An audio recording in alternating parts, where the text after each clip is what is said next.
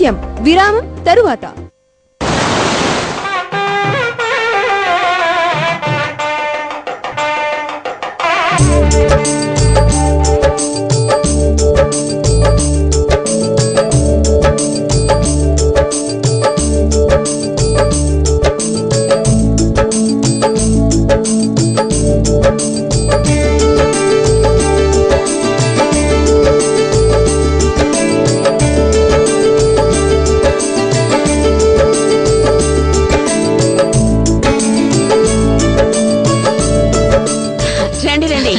రండమ్మా, పిల్లల్ని తీసుకురాలేదా? స్కూల్కి వెళ్ళారండి. రండి.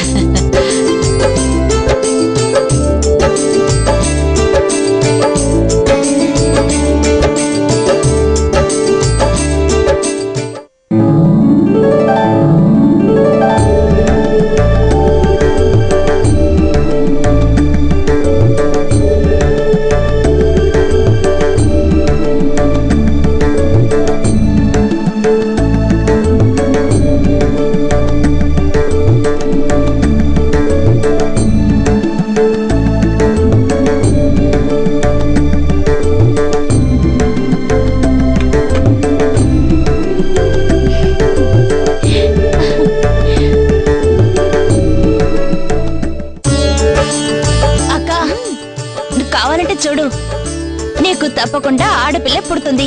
ఎలా చెప్తున్నావు? ఎక్కడో చదివాను. గర్భవతిగా ఉన్నవాళ్ళ మొహం పువ్వులా కళగా ఉంటే తప్పకుండా పుట్టబోయే బిడ్డ ఆడపిల్ల అవుతుందట. అదే కొంచెం వాడినట్టుగా ఉంటే, కళ్ళు లోపలికి వెళ్ళినట్టుగా ఉంటే మగపిల్లడట. నేనివన్నీ నమ్మను పోవే. నమ్మకపోతే పోక.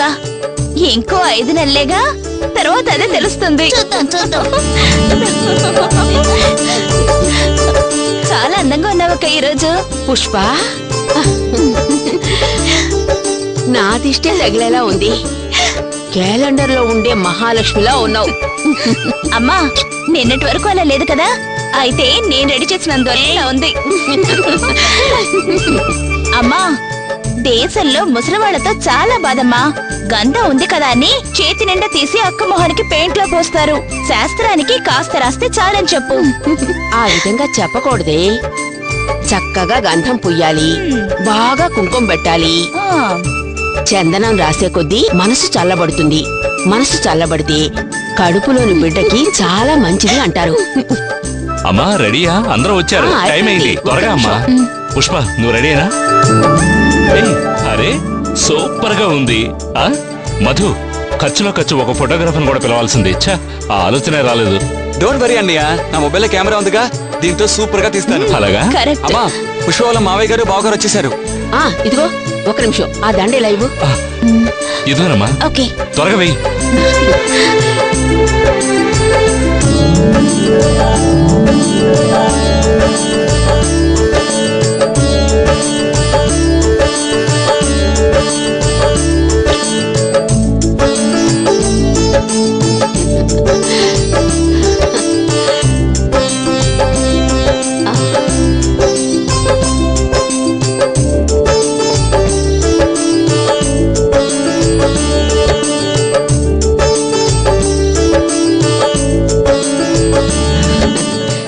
రండి బాబు, రండి అన్నయ్య గారు.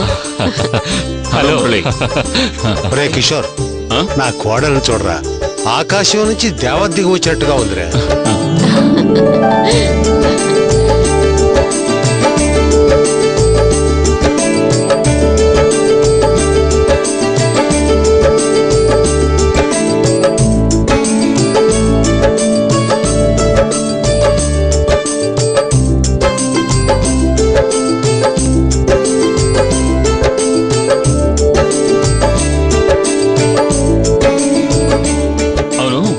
రంజని అక్కేరి?